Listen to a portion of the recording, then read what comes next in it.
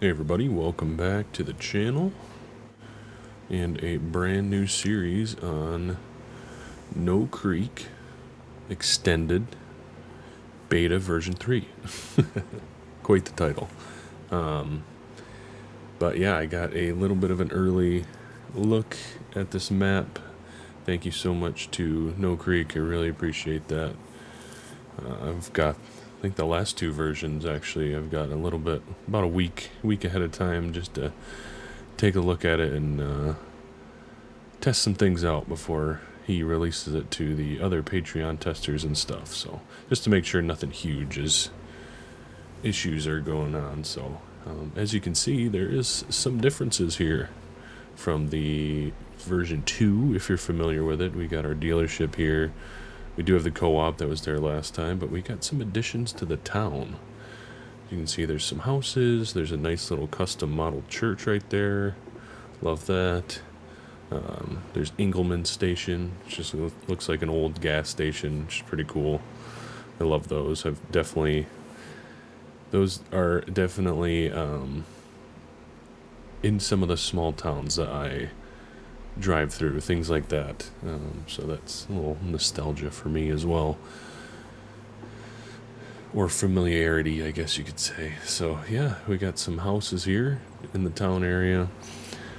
It's one of the big things that was part of this update, as well as the main farm is on the map, and one of the really cool parts of this beta this version of the beta is the flooding, which I can't wait to show you guys. It's really awesome. So we gotta wait for some rain though. It'll come, hopefully. For some reason I have my degrees set to Celsius right now, I believe, and pounds. I think that's because I was on Kinleg, so I gotta switch that. So don't think I've fully converted to a EU YouTuber yet. We still love the American farming. Just gotta remember to switch all my settings back whenever I hop between maps. So you can see a little bit of the farm coming up here on the left. We're not too far from town, which is kind of nice, especially for the size of operation that we have. We are definitely starting small. It's kind of almost a start from scratch type of a thing for me. The farmland is expensive on this map, which I like, which reflects, real life prices. Always love that about No Creek Farms maps, amongst many other things. So we are pulling up to the farm now. We had to run up to the deer dealership to get us some more net wrap cover stuff, the John Deere extra cover net wrap for the baler. So this is home sweet home. Not the trees, but this here. This is home sweet home. This is a insanely detailed, custom built model of the actual farm home that is on this map. And I want to say this is the house that No Creek grew up in. It's just incredible. But I'll take you through a tour of that later on. But for now, we need to get these pallets unloaded. We'll get them in the shop here. This is also a custom built model by, I think No Creek built this. If not, apologies to whoever did create it for him, but I believe that No Creek actually created this model. I like this barn a lot. I love how it's like a dirt floor, cold storage, older looking in here, and then through here is like an addition with a nice heated insulated shop. Love that. Very cool. So what we're working on right now is we're getting bales out. This farm is actually, this is our first year on this farm. This was a farm that we bought at auction. I am a first generation farmer. I want to say, do we have pallet forks? I don't even know if we have any pallet forks. Let's take a look quick and see if we even have pallet forks. We do not have pallet forks.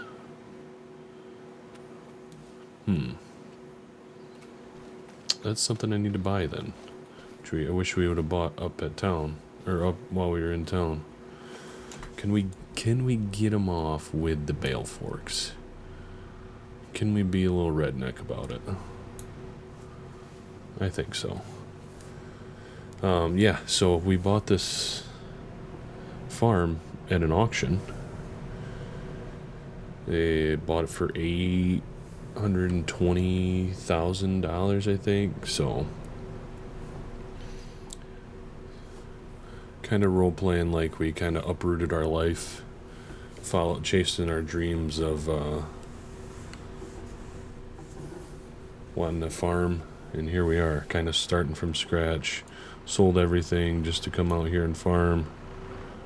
Got a big old loan as well to purchase equipment, everything that we bought besides the truck, the trailer, and this 8300 was bought off the farmer himself. Oh, and the mower. The mower we upgraded because he was just using an older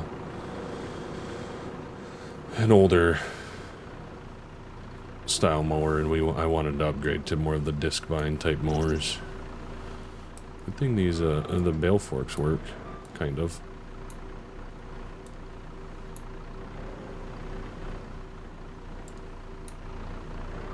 Alright, there we go. So yeah, the purchase with the $820,000 was this farm itself. The field that you see the bales out in right there, it's like a pasture. It's more of a pasture. And then we have one cornfield as well, just to our, I think that's the south, or the north, that's the north. We're gonna just bring this over here because we need to load this into... Oh, that's sick. I didn't know that it actually... That's cool. That it opened like that. It's very nice. I'm all over the place with my thoughts. It's late. I want to record this and get a video out to you guys. Yeah, so... This big pasture field here, and then this cornfield here is ours. That's all we own. But we did end up renting some of the ground from him as well, and he is going to rent some of this out to other farmers until we feel like we are in a spot that we can afford it to grow our operation type of a thing. So if we take a look at the map,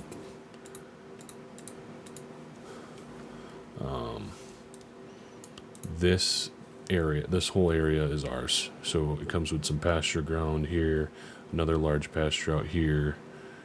We got some smaller enclosed areas for cattle, space for hogs, and then this is actually our rented ground here, which we're going to end up mowing across the road here as well. Then there's actually kind of a laneway that brings us back to some smaller fields, and then these two as well. So if you guys are familiar with No Creek 2X, this is like the main farm area, all this. Then, so pretty much this is now 4 of those maps, which is awesome. All right, let's get into the tractor. Let's load it up with the bale. Just fill it up. There we go. We'll get into skid steer. Well, that didn't even take a whole roll. Ugh, I don't like that. That's alright.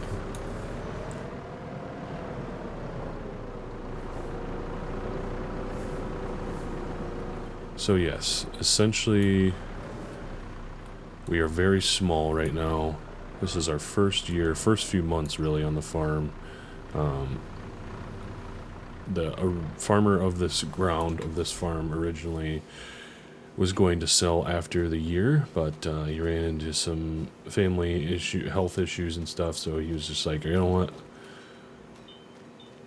we're just gonna retire now and sell it. So we got his crop in here. We essentially, that's part of the purchase, is that we bought the crop too. And yeah, that's what we're left with. So we got some corn, we're going to shell it, and we're going to use it in our feed mix. Along with, for now, silage bales. So grass silage bales is kind of the plan. We'll go this way. We'll take you for a little bit of a spin around the farm. So that's the newest building on the farm right there. It's more of a cold storage shed.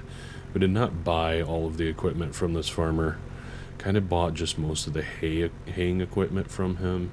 Did have some bigger tractors and stuff because obviously he was farming a lot more than what we are farming right now. He has, like I said, he's got some ground, quite a bit of ground that he's still renting out to guys.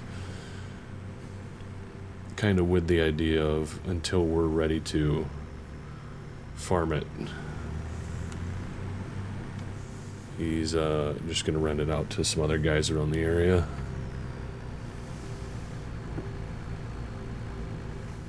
And then, yeah, there's a hog building there, so I think we're going to do some hogs. There's a hay storage, feed area, feed building kind of a thing over there as well. And, yeah. So, pretty much we got the headlands off this already. So we're just going to work on getting the rest of this off. We'll get her a little bit slower. Probably like 4, 5, 6 mile an hour is probably your actual realistic speed, but we're going to stick with 9 right now. So this 8300 is actually our first tractor that we purchased.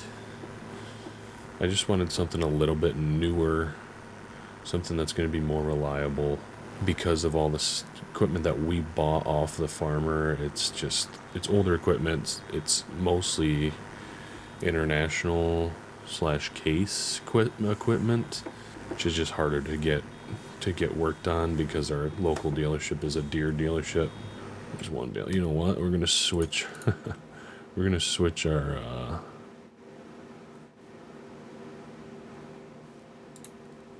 Let's see, miles, dollar, Fahrenheit. There we go. Now we know how warm it is. A few things about this series is we're running the realistic weather mod, so the hay will dry. So the longer you leave the grass out, you have to plan on moisture, plan around rain, all that kind of stuff. It will dry itself by sitting out, so you can see that some of these parts of these rows are already drying up. Kind of the different texture there, that's actually hay texture. And then actually this percentage here is the moisture of the bale as well. So I kind of had to adjust that setting because it is drying up really quick, and I really didn't want it to dry up that fast because my hope is that we're going to wrap these bales for silage. See, look, because we started on a dried piece right there, it's just pretty much it's a hay bale. Hopefully it'll change to grass. Hopefully, fingers crossed. Maybe not. Maybe it won't. There we go. See, it finally switched to a grass bale. But that's still a pretty dry. That's a pretty dry grass bale. I think 8.5% is pretty dang dry. If I'm not wrong, usually you want it into like the 20s or even 30s for moisture, do you not? If you know, in the comments. How wet do you usually want your bales for wrapping?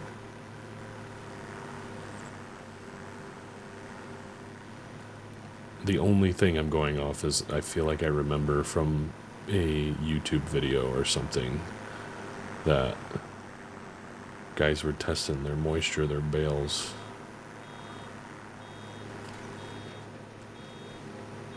There's one hay bale. So I'll have to remember that. That's not going to be able to be wrapped, I don't believe.